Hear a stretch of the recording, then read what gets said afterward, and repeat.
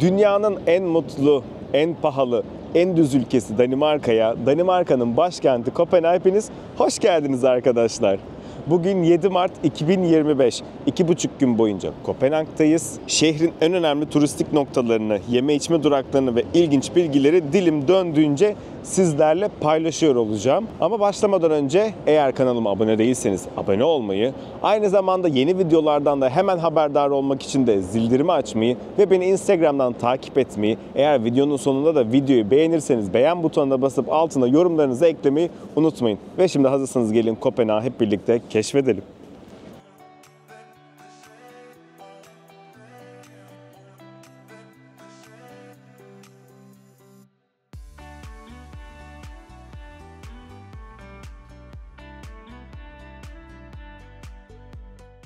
Güneşli bir ilk gün bizi gerçekten çok mutlu etti arkadaşlar. Bu mutlulukla birlikte hemen size buraya nasıl geldik, otelimiz neresi, hemen onlardan bahsedeyim. M2 metrosuna bindik, ardından M3 metrosuna aktarma yaptık. Havalimanından yaklaşık şehir merkezi, yani bulunduğumuz belediye meydanı 15 dakika kadar sürdü. Bunun içinde bir Kopenhag kartı aldık. Şehir kartları biliyorsunuz ki her yerde sizlere söylüyorum. Şehir kartları önemli, işinizi çok güzel kolaylaştırıyor. Biz de Kopenhag şehir kartını aldık. 3 günlük 72 saatlik, buna 123 euro ödedik.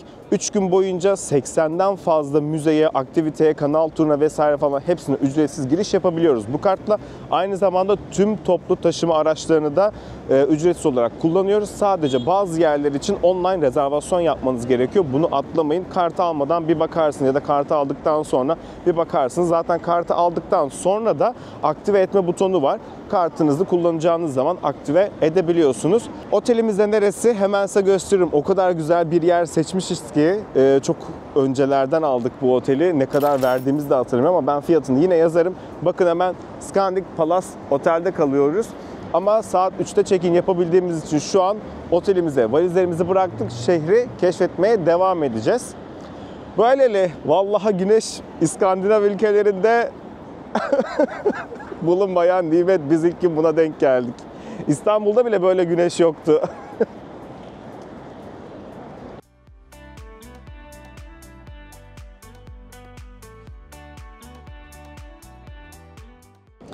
Evet, şimdi ise Kopenhag'ın en renkli, en güzel, en tatlış evlerinin olduğu yerlerden bir tanesi olan Nyhavn'a geldik. Burası 17. yüzyıldan kalma renkli evleriyle meşhur ve aynı zamanda da ünlü masal yazarı Hans Christian Andersen da burada yaşamış. Tam da 20 numaralı evde yaşamış. Hatta 67 ve 18 numaralı evlerde de oturmuş. Düşünsenize, belki de masallarından birkaç tanesini de bu evlerde yazmış olabilir. Ne dersiniz?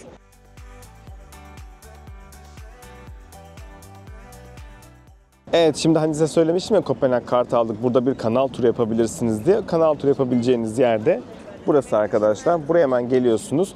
QR kodunuzu okutturuyorsunuz ve binebiliyorsunuz. Biz şimdi QR kodumuzu okutturduk ama size video çekmek için yukarı çıktık. 20 dakika sonra bir tur başlayacak burada. Hadi gidelim.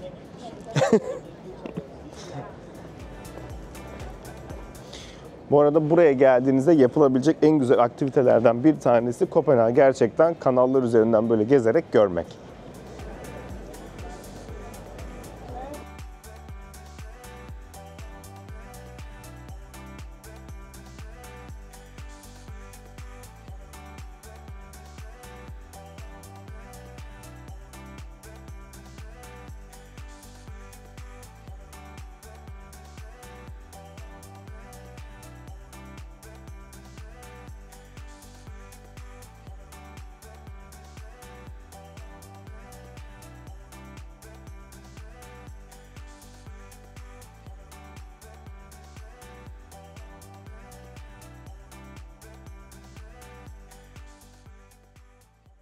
Evet, şimdiki durağımız ise Amalienborg Sarayı. Burası Danimarka Kraliyet Ailesi'nin resmi konutu olarak geçiyor. Sarayın önünde her gün saat 12'de gerçekleşen nöbet değişimi izlemeye değer bir tören. Bahçesinde ise 5. Frederick'in heykeli bulunuyor. Danimarka krallarının isimleri hep Frederick veya Christian olurmuş. Bu da gerçekten ilginç bir gelenek. Yani önceki isim Frederick ise bir sonraki Christian, Christian ise bir sonraki isim Frederick olarak geçiyor. Aynı zamanda bir de eğer kraliçenin evde olup olmadığını öğrenmek istiyorsanız baktığınızda eğer bayrak tepedeyse kraliçe evde demekmiş. Eğer Bayraktepe'de değilse kraliçe evde yok demekmiş. Şu an galiba kraliçe evde. O kadar gelmişim ben buralara. Beni bir 5 çayına davet etmedi kraliçe, görüyorsunuz değil mi? Evet, şimdi ise nereye geldik? Frederick Kilisesi'ne geldik. Yani meşhur mermer kilise. Peki neden mermer kilise diyoruz? Zamanın kralı buraya bir mermerden kilise inşa etmek istiyor ve inşaata başlanıyor, ancak proje esnasında projenin mimarı ölünce öylece kalıyor. Ve sonrasında kilisenin inşası tam 145 yıl sonra tamamlanabiliyor. Hiç mermer kullanılmamış ama adı mermer kilise olarak kalmış. İçerisini gezebiliyorsunuz. Eğer isterseniz de tepesine çıkabiliyorsunuz. Tepesine çıkmak da ücretli, 7 euro gibi bir ücreti var. Şimdi hafif böyle yaklaştıkça burası nereye benziyor? Tabii ki de Vatikan'a benziyor. O yeşil çatısı, binanın yapısı ve uzun bu giriş yoluyla birlikte gerçekten hafiften bir Vatikan'ı andırıyor. Burada hava güzelken bugün bir an önce size bütün her şeyi gösterip böyle anlatmaya çalışıyorum ki hava güzelken böyle Kopenhag'ı çekeyim size. Çünkü bunu Oslo'da yapamadık arkadaşlar. Oslo'da ilk gün böyle hafif biraz güneş vardı. Sonrasında dedik ki ertesi gün yaparız, çekeriz, fiyort turuna katılırız falan dedik. Ama sonra bir sis çöktü. 3 gün boyunca sis, hiçbir şekilde Oslo'yu neredeyse göremedik. Eğer o vlogu da izlemediyseniz hemen izleyin. Gerçekten muhteşem. Baştan sona bir Norveç vlogu oldu. İçerisinde kuzey ışıkları var, fiyort turları var. Ne ararsanız her şey o videonun içerisinde var gerçekten. Bir önceki video oydu. Onu mutlaka izleyin arkadaşlar.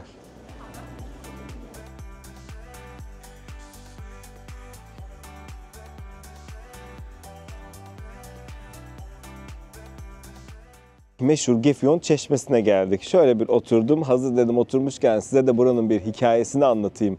İskandinav mitolojisine göre tanrıça Gefjon 4 oğlunu öküze çevirerek İsveç'ten toprak koparmış ve bugünkü Kopenhag Yarımadası'nı bu şekilde elde etmiş diye mitolojide geçiyor. Hadi bakalım, şimdi gelin devam ediyoruz.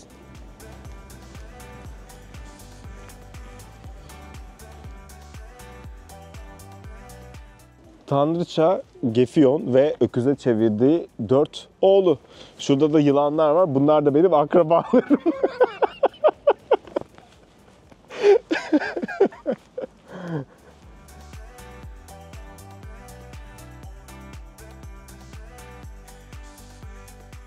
Kopenhag'ın en meşhur heykellerinden, en meşhur noktalarından bir tanesi olan Küçük Deniz Kızı heykelinin oraya geldik. Hans Christian Andersen'ın ünlü Küçük Deniz Kızı masalından ilham alınarak yapılmış olan bu heykel, masala göre deniz kızı bir prense aşık oluyor ve onun yanında olabilmek için sesinden vazgeçerek ayaklarına kavuşuyor. Ancak konuşamadığı için aşkını anlatamıyor ve sonunda bir deniz köpüğüne dönüşüyor. Heykelin bir de yapılış hikayesi de çok ilginç aslında. 1909'da Kopenhag Kraliyet Tiyatrosu'nda Küçük Deniz Kızı balesi sahneleniyor. Gösteriden çok etkilenen iş adamı Carl Jacobsen bir heykel yaptırmaya karar veriyor. Ancak baş balerin model olmayı kabul etmeyince heykeltıraş Edvard Eriksen kendi eşini model olarak kullanıyor ve bu heykeli buraya yapıyorlar.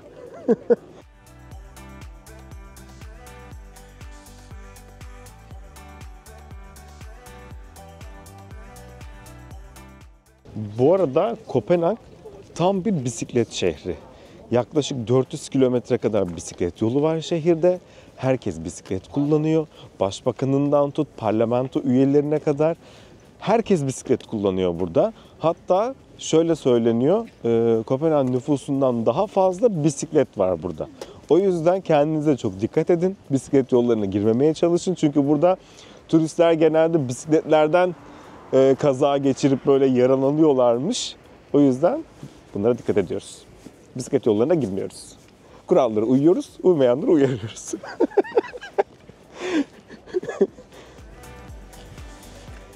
Evet, bu mavi montumla kesinlikle beni oradan gördüğünüzü düşünüyorum. Eğer beni görüyorsanız, kanala abone değilsiniz, abone olmayı, aynı zamanda bildirimi açmayı ve beni Instagram'dan takip etmeyi unutmayın lütfen. Şimdi Kopenhag gezimiz devam ediyor.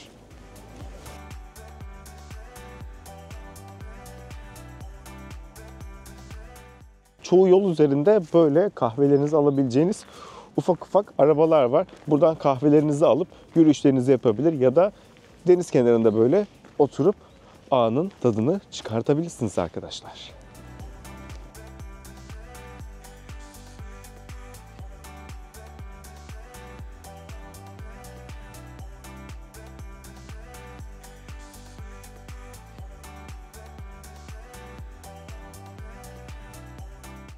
Evet, şimdi ise Castle Kalesi'ne geldik. Burası Avrupa'nın en iyi korunmuş kalelerinden biri. 17. yüzyılda Kral 4. Christian tarafından inşa edilen bu yıldız şeklindeki kale zamanında şehri savunmak için kullanılıyormuş. Bugün hala askeri bir alan ama aynı zamanda bahçesi halka açık bir park. İçinde askeri binalar var, bir kilise ve hatta bir de yel değirmeni var. Buraya gelip surların etrafında yürüyüş yapabilir, tarihi atmosferini hissedebilirsiniz. Kopenhag'a geldiğinizde burası da görülmesi gereken yerlerden bir tanesi. Ben size dedim bu insanların boyu çok uzun diye. Bakın, banka oturdum. Ayaklarım yere değmiyor. Kendilerine göre yapmışlar buraları.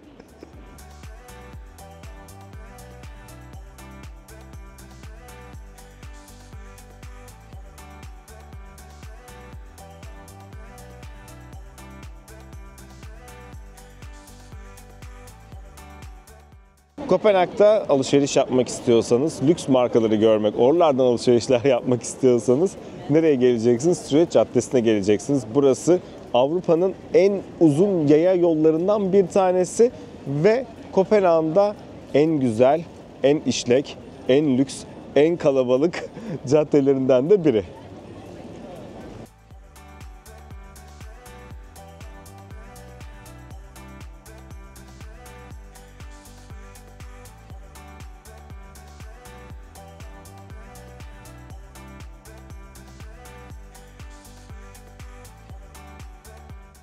Bu arada buranın ara sokakları da çok güzel.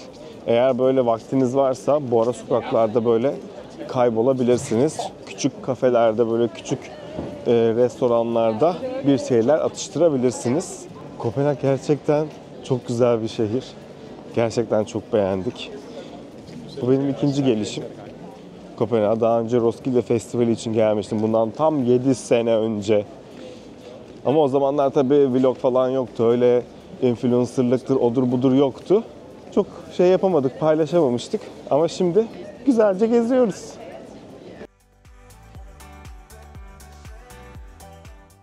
Evet, şimdi ise nereye geldik? Buranın meşhur sosisçisine geldik. Dop artık nasıl okunuyor bilmiyorum. Zaten şuraları bir yerlere altına yazacağım. Bakın şöyle üzeri soğanlı, turşulu, hardallı, soslu falan. Böyle bayağı güzele benzeyen bir şey. Tam benim damak tadıma uygun. Ben biliyorsunuz ki bol sosları, şeyleri çok seviyorum. Sosis bence güzel. Bu arada klasik olan var. O domuzlu. İstiyorsanız etli, dana etli olanı da alabiliyorsunuz. Dana etli olan artı 5 Danimarka kurunu daha fazla diğerlerine göre. Yani wow değil ama güzel.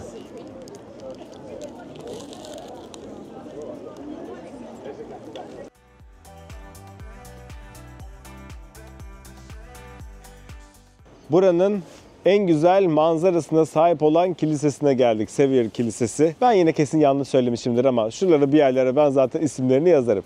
Her neyse şimdi hemen koştur buraya geldi. Gün batımını kaçırmayalım. Gün batımında güzel manzarayı görelim diye. O yüzden size giriş çekmemiştim. Şimdi biz tepeye çıktık. Bakın tam şu en noktaya. Ay o kadar döne indik ki şu an zor duruyorum ayakta. Tam olarak en tepesine çıktık. Oradan şimdi indik. Hemen dedim size açılışımızı çekeyim. Ondan sonra kilisenin içini bir gezelim. Sonra da nereye gidiyoruz? Otele gidiyoruz. Artık biraz dinleneceğiz. Hem de bakın kameranın artık şarjı bitti. Diyor ki beni şarj et artık diye. Tükendim. Ölüm gibi bir şey oldu ama kimse ölmedi. Daha henüz ölmedik diyelim.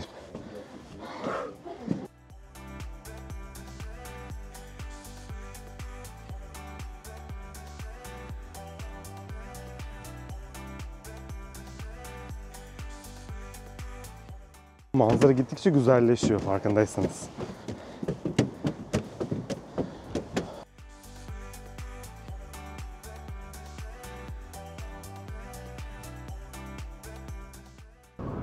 Bir şey diyeceğim, burada bitti bu.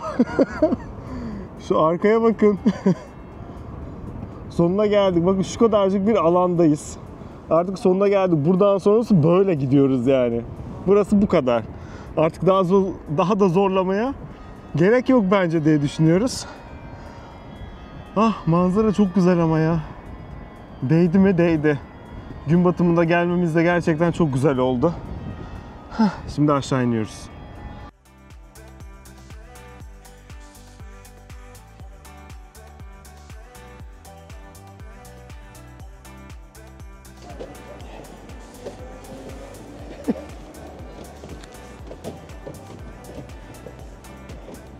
Bu arada biz buraya aldığımız Kopenhag kartla girdik. Böyle bir belli time slotları varmış. Oraya rezervasyon yaptırmanız gerekiyormuş. Böyle kapıya geldiğinizde hemen bir QR kodla rezervasyon yaptırıp içeriye kolayca girebiliyorsunuz.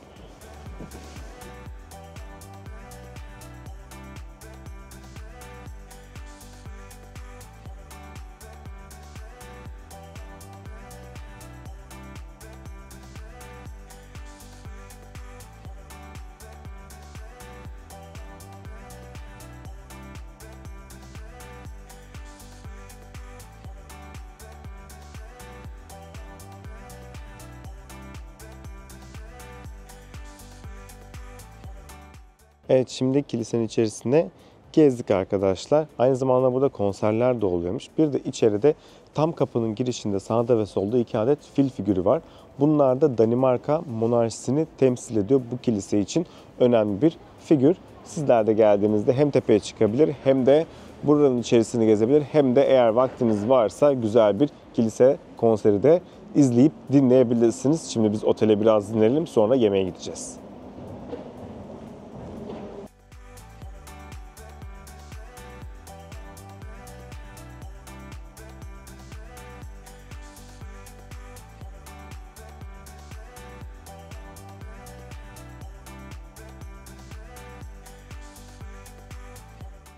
Evet, şimdi nereye geldik? Hook'ta geldik. Yine buranın en meşhur restoranlarından bir tanesi. Deniz ürünlü yemekleriyle meşhur. Biz de o yüzden geldik ve en popülerlerinden 3 tanesini deneyelim istedik.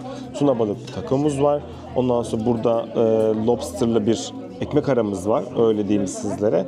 Burada da böyle kızarmış karidesimiz var. Şimdi bunların tadına bakıyoruz hep birlikte.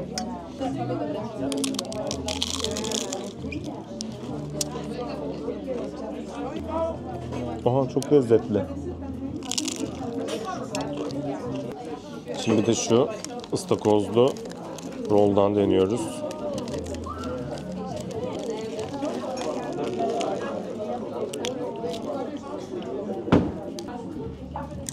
Bir de şimdi şu çıtır karidesi deniyoruz.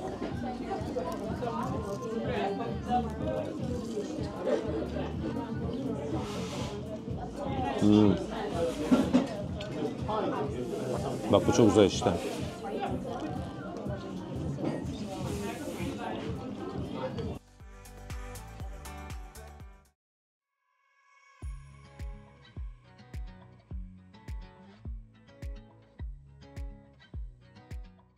Hello hello. Biz sabah kalktık, hemen erkenden nereye geldik? Kahvaltı edelim diye Buka'ya geldik. Hemen böyle bir kruvasanlarımızı söyledik. Ardından kahvemizi söyledik. Hazırsanız şimdi sizlerle bunların bir tadına bakalım. Ama ilk önce biraz kahve içeceğim. Ayılmam gerekiyor konuşmak için.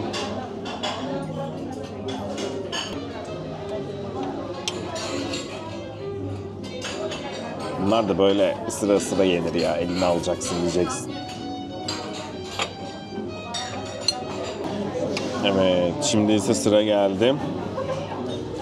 Kremalı ve berili kruvasana.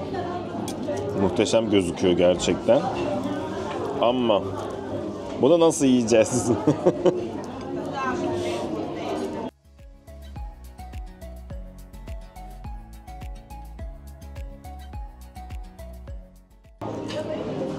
Bak, bu güzel işte. Kreması inanılmaz hafif, aslında ağır değil.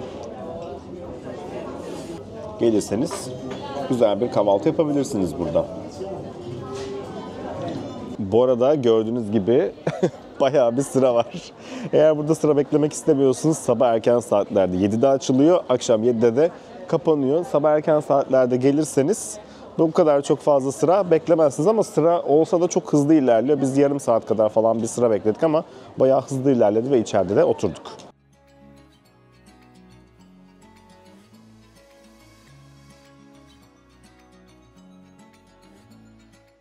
Şimdiki durağımız ise Tivoli bahçeleri. Belli zaman aralıklarında açık olduğu için biz o zaman aralığını yakalayamadık arkadaşlar. Gelmeden önce ona göre bakarsanız çok güzel olur. Aynı zamanda bir de bu Tivoli bahçeleri 1843'te açılmış ve dünyanın en eski ikinci Luna Park olarak da geçiyor. Sadece oyuncaklarla sınırlı değil, içerisinde restoranlar, kafeler ve küçük alışveriş noktaları da var. Noel zamanı ise burası gerçekten çok güzel oluyor. Işık şölenine dönüyor içerisi. O yüzden Noel zamanı geldiğinizde de çok rahatça gezebilirsiniz. Biz Kopenhag kartı almıştık, hatırlıyorsunuz. Eğer o Kopenhag kartı alıp buraya gelirseniz içeriye giriş ücretsiz. Ama derseniz ki biz işte buradaki oyuncaklara vesaire falan binmek istiyoruz. Onlarda da böyle ücretler var. Sanırım tek bilet 90, sınırsız bilet 380 Danimarka kronu falan gibi bir şey olması gerekiyor. Yanlış hatırlamıyorsam. Böylece gelmeden önce bakarsanız ona göre de içeride gezmiş olursunuz. Ve şimdi devam ediyoruz.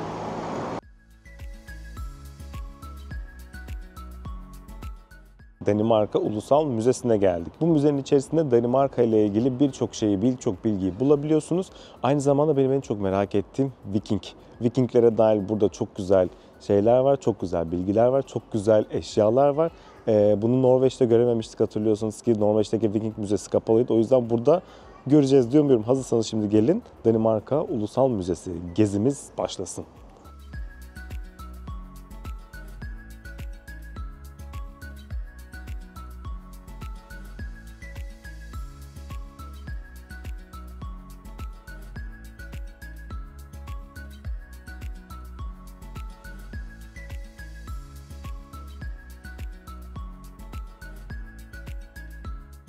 Ulusal Müze'den çıktık, Kopenhag Müzesi'ne geldik. Şimdi hazırsanız burayı geziyoruz. Bugün böyle müze gezmeler, saray gezmeler, arada böyle hafif yemek tadımları yapacağız. Günümüzü bu şekilde tamamlayacağız burada. Şimdi gelin gezmeye devam edelim.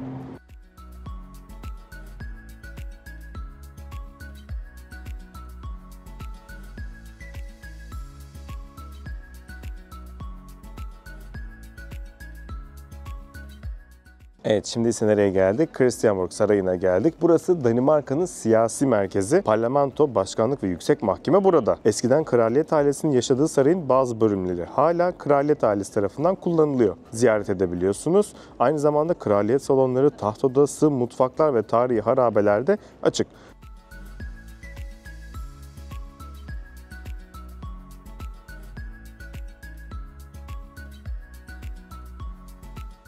Aynı zamanda bir de buranın kulesine de ücretsiz bir şekilde çıkıp Kopenhag manzarasını izleyebiliyorsunuz.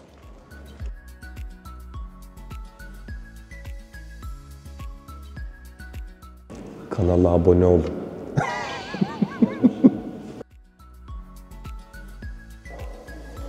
Bir şey diyeceğim. Çok büyük müzeler yapıyorlar. Yani burası böyle hani bir saatte falan bitebilecek bir müze değil. Savaş Müzesi'ne geldik. Danimarka Savaş Müzesi. Ama yani her şey çok büyük ya. Bizde insaf. Şurada 2,5 günümüz var. Nasıl gezelim?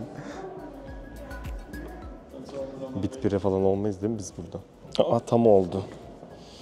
Şimdi bak kraliçeyi nasıl ziyarete gidiyorum böyle. Hele bir almasınlar beni.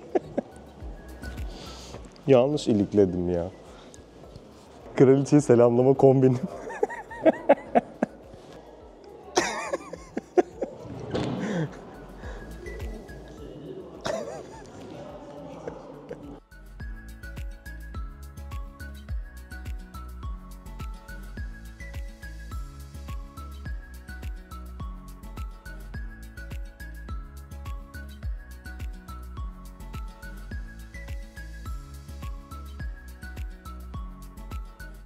Evet, biz şimdi ne yaptık? Şu arkamda görmüş olduğunuz kulenin en tepesine kadar çıktık. Değer miydi? Bence değmezdi arkadaşlar. Dünkü çıktığımız kilisenin tepesindeki manzara çok daha güzeldi. Bir de yaklaşık 40 dakika kadar bir sıra bekledik burada. Tepeye çıkalım, manzarayı görelim diye. Şimdi artık buradaki son durağımız neresi? Kraliyet atlarının olduğu bölüm. Orayı da gezdikten sonra kaldığımız yerden devam ediyoruz. Bakalım, çok güzel planlar yaptık. Hangisi olacak? Nereye gideceğiz? Göreceğiz ilerleyen zamanlarda. Bu arada şeyi söylemeyi unuttum size. İçeride bir de çok güzel bir restoran var. Oraya rezervasyon yaptırırsanız o restorana da gidebilirsiniz. Gerçekten güzeldi içerisi. Ama bizim o kadar vaktimiz yok, ama siz görün diye böyle bir kaç saniyelik çekim yaptım. Böylele. Hadi bakalım şimdi.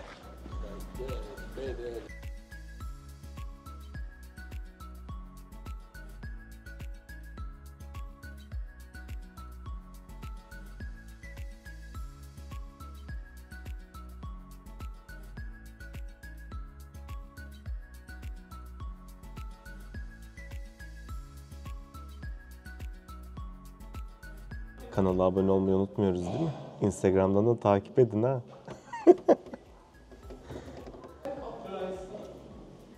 Bak, aynı benim gibi selamlıyorlar, gördün mü? Böyle yapıyorlar.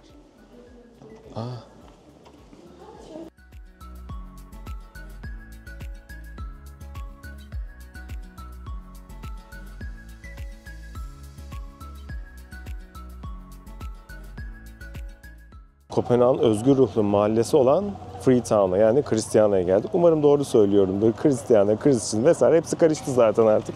Neyse, şimdi burayı gezeceğiz ama buranın içerisinde fotoğraf ve video çekmek yasak olduğu için çekemeyeceğiz.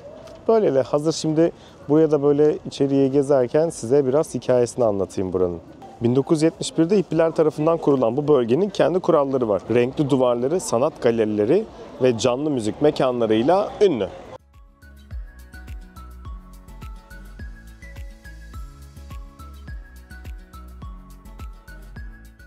Biz şimdi nereye geldik biliyor musunuz? Lil Bakery'e geldik. Burası buranın en meşhur yerlerinden bir tanesi. O yüzden dedik ki buraya gelelim. Ama burada çoğu yer 5'te kapanıyor yazıyor. 5'te kapanıyor yazmasına aldanmayın. Herkes aslında 4'te kapatıyor. 5'te dükkanı herhalde tamamen kapatıyorlar. Biz şu an 4'te geldik. Ve dediler ki biz kapalıyız bilmem ne vesaire falan. Sadece ekmeğimiz var diye şöyle bir tabak söyleyebildik anca. Neyse, sizler buraya geliyorsanız böyle planlarınızı ona göre yapın. Yani saat 3'te 4'te çoğu yer kapatıyor.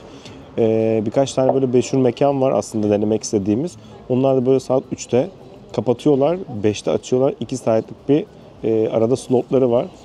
Onları böyle es geçmemeniz gerekiyor. Devamlı bakmanız gerekiyor. Böyle bir bilgilendirme vereyim. Burada biraz yemek ve gezmek problem olabiliyor. Yani bizim gibi çok gezeceksiniz. Arada yemeği atlayabiliyorsunuz. Biz öyle yapmıştık. Yemeği dedik ki sona saklayalım. Biraz 4-5 tane mekanı üst üste yapalım.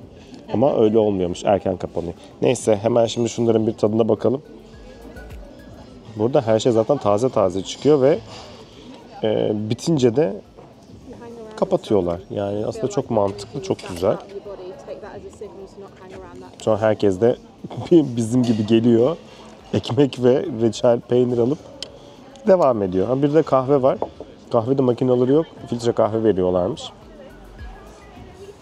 Bir ekmek ve tereyağı ne kadar güzel olabilirse gerçekten o kadar güzel arkadaşlar.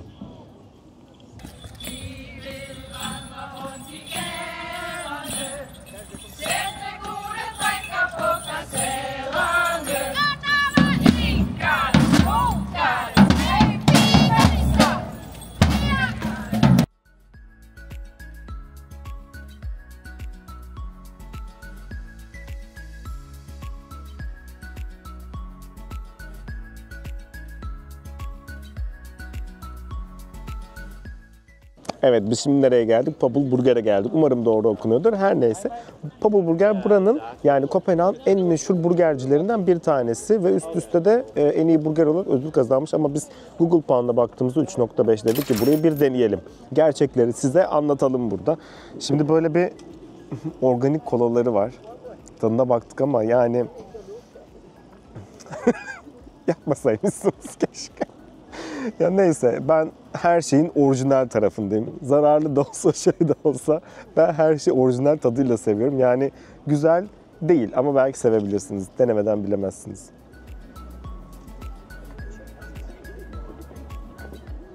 Yani tadı nasıl biliyor musunuz? Böyle jelibonu eritip böyle bir suyla karıştırmışsınız gibi bir tat var. Hemen şöyle geliyor, biz takeaway aldık. Patatesimiz var. Patatesin tadına bakalım. Patatesler güzel. Bir de şimdi hamburgerimizi deneyelim.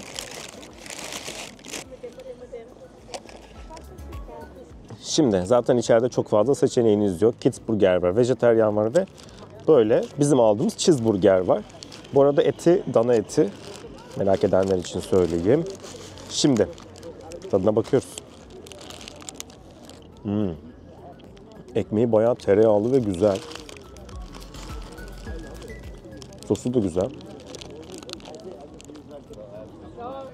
Hafif biraz böyle Zula'nın burgerini andırıyor ama hafif andırıyor. Ama bence kötü değil yani. 3.5'likte değil. Bence güzel bir hamburger.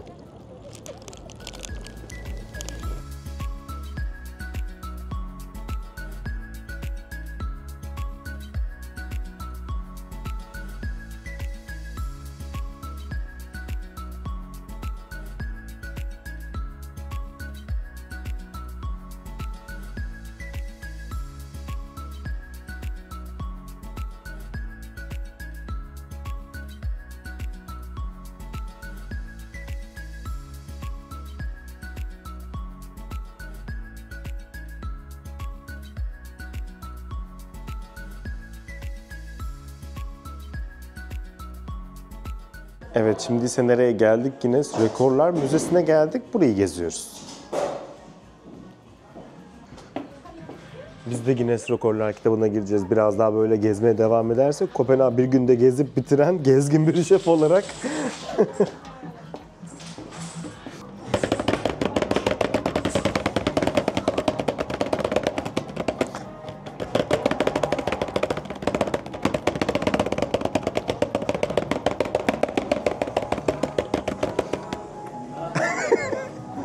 Böyle mi oluyor? Wow! Akrabalarım buradalar.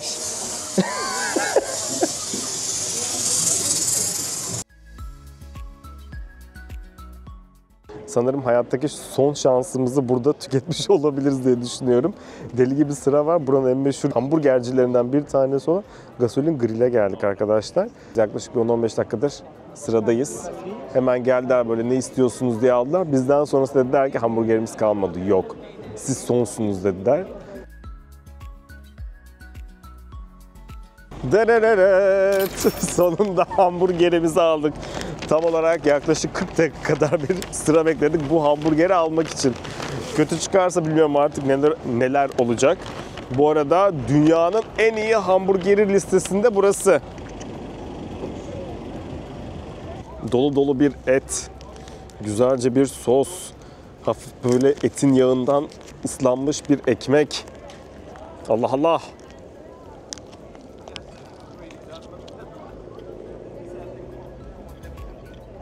Güzel. Gerçekten güzel. Ette neredeyse hiç baharat yok. Tamamen etin tadını hissedebiliyorsunuz. Sosla birlikte de çok güzel gidiyor. Ama bir tık dediğim gibi biraz böyle ekmek yağdan ıslandığı için o biraz böyle bir rahatsız edebiliyor ama onun dışında çok güzel.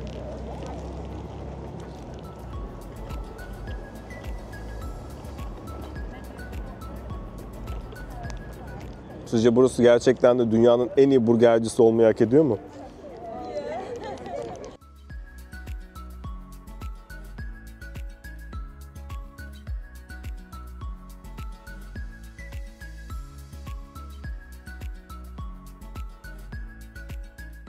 Evet, şimdi nereye geldik? Believe or not denilen bir yere geldik. Ne oldu hakkında hiçbir fikrimiz yok. Ücretsiz dedik ki içeriye girelim. Çünkü hemen otelimizin yan tarafında ve buraya Kopenhag kartla ücretsiz girebiliyoruz.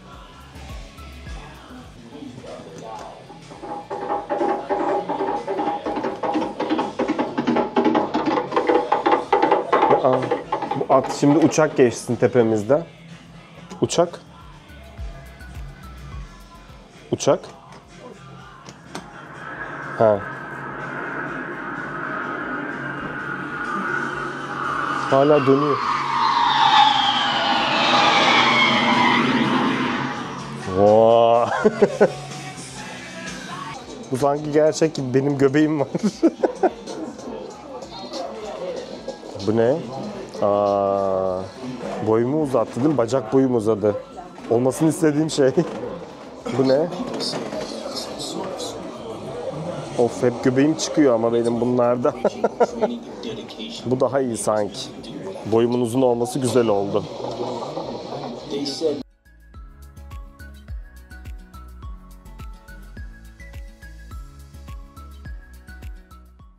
Bu da mı gelecekti başıma?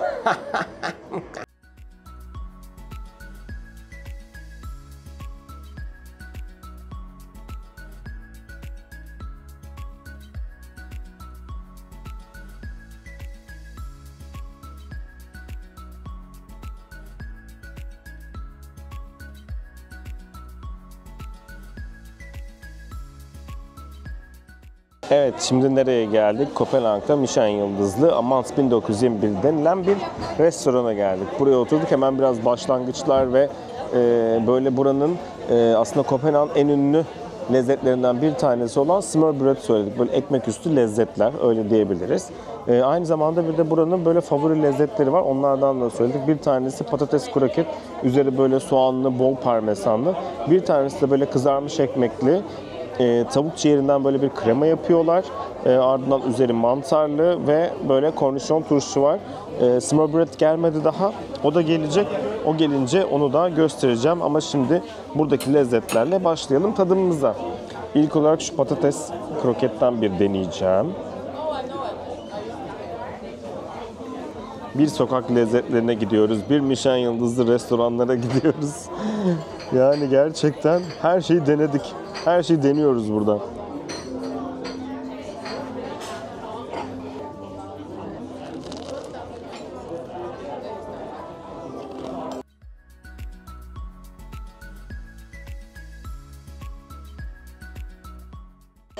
Evet, şimdi ise Kopenhag'ın meşhur lezzeti smørbrød'ü burada deniyoruz. Karidesli, üzeri yumurtalı bir ekmek üstü. Ekşi ekmekler. Üzerine böyle bir sos, et, tavuk ya da böyle sebzeyle yapıyorlar bunu. Biz karideslisini söyledik. Yemeğimizi yedik. Bu arada yemekler fena değildi. Yani aperatifler o kadar çok iyi değildi ama patates kroket güzeldi. Bir de et de çok güzeldi. Et bayağı iyiydi. Neyse, şimdi artık ne yapıyoruz? Nyhavn'a gidiyoruz. Orada bir artık keyif yapalım değil mi? Sabahtan beri koştur gezdik. Şimdi artık biraz keyif zamanı. Sonra otelimize gideceğiz, dinleneceğiz güzelce. Bu arada Kopenhag kartla ilgili size şunu söyleyeyim. Bence Danimarka hükümeti bizden sonra o Kopenhag kartı kaldıracak. Diyecek ki bu kadar da gezemezsiniz, bu kartı bu kadar kullanamazsınız, bize borçlusunuz deyip vallahi çıkışta para istemezse ne âlâ. Kopenhag'daki son günümüzde ilk olarak kahvaltı yapalım dedik. Nereye geldik? La Cabra'ya geldik. La Cabra böyle kakuleli çörekleriyle meşhur. O yüzden dedik ki biz de buraya gelelim, hem bir kakuleli çörek deneyelim hem de böyle işte kahvelerimizi içelim, sabah kahvaltımızı yapalım. Bu arada çoğu insan kakuleyi sevmez ama ben kakuleye bayılırım. Kakulenin aşığıyımdır. O yüzden buralara geldiğinizde denemeniz gereken lezzetlerden.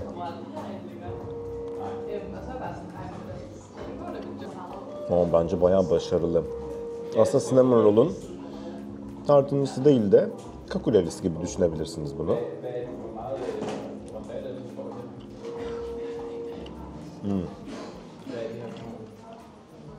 Gerçekten bayağı lezzetli bu arada. Şimdi bir de buranın böyle tereyağlı, peynirli, susamlı bir ekmekleri var.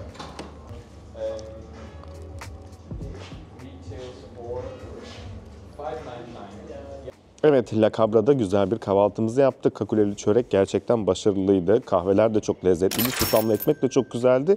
Kopenhag'da bir kahvaltı arayışı içerisindeyseniz burayı tercih edebilirsiniz. Biz şimdi devam ediyoruz.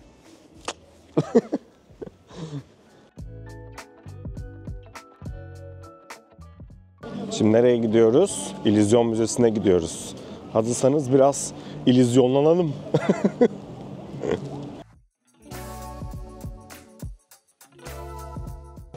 Göbeğim daha önde çıktı. Göbeğimi azaltacağım biraz, bir saniye. Bu daha iyi. Benden bu kadar olsa ne yapardınız acaba?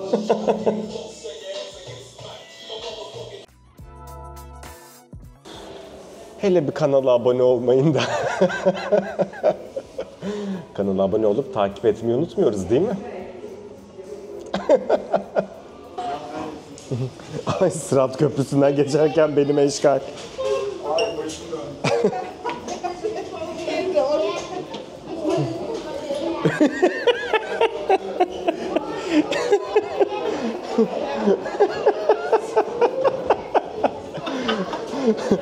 Kameraman yamuldu. Betüş kocasından ayrılsın. Annesinin dibine, şatosuna dönsün. Evde hep gülen biri. Sanki bizden biri.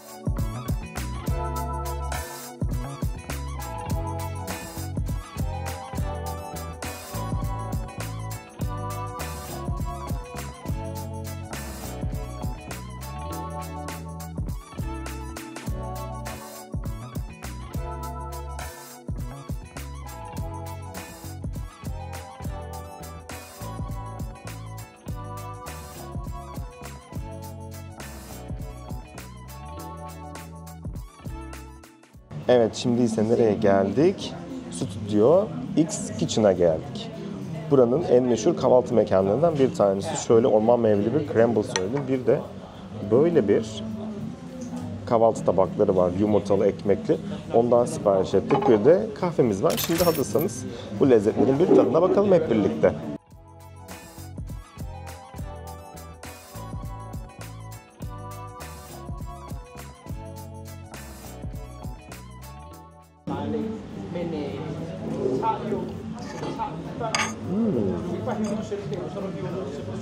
Bu biraz daha kıtır kıtır olsaymış güzel olurmuş. Çok yumuşak.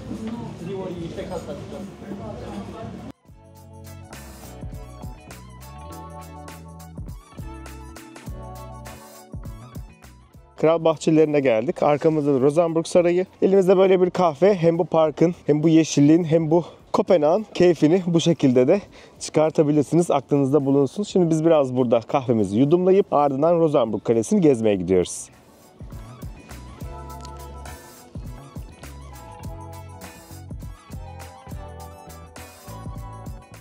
Rosenborg Kalesi 1606'da Kral 4. Christian tarafından yazlık saray olarak yaptırılan tarihi bir yapı. Hollanda Rönesans mimarisi tarzındaki kale 1838'den beri Kraliyet Müzesi olarak kullanılıyor. İçerisinde Danimarka kraliyet mücevherleri ve tahtları sergileniyor. Ayrıca Şövalyeler Salonu'ndaki savaş tasvirli duvar halıları ve süslü tavanı da dikkat çekiyor. Kalenin etrafındaki King's Garden ülkenin en eski kraliyet bahçesi. Hem tarihi hem atmosferiyle da görülmeye değer bir durak. Bu arada Danimarka'da birçok binanın üzerinde şu C4 amblemini görebilirsiniz. Bu C4 ambleminin nedeni ise 1600'lü yıllarda 4. Christian büyük bir imar hareketi başlatıyor. Onun döneminde yapılan tüm binalara da burada olduğu gibi C4 işaretini koyuyor.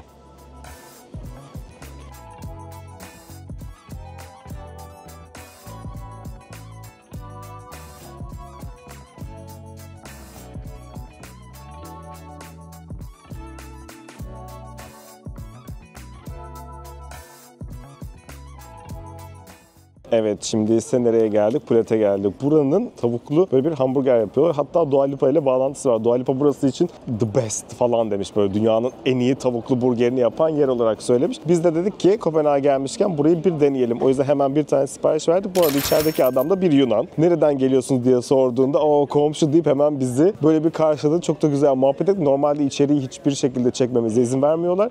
Ama komşu sıfatından yararlanarak içeriği çektik. Hazırsanız şimdi hemen hamburgerimizin tadına bakalım.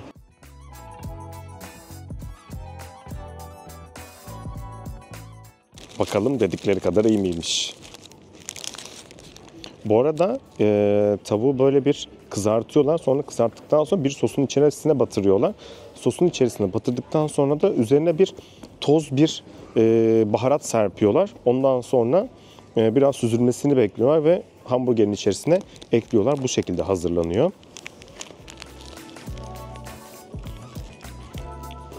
Bence bayağı iyi. Dua Lipa'yı severim. Yemek zevklerimiz de benzediğine göre daha çok seviyorum şu an. Bayağı iyi. Hafif böyle bir acılı.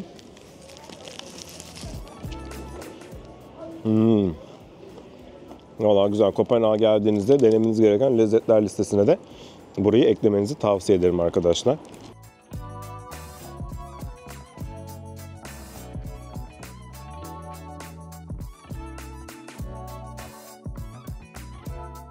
Evet, bu arada belediye binasının önüne gelmişken belediye binasını ücretsiz bir şekilde gezebilirsiniz. Ama bunun time slotları var, pazar gününe kapalı.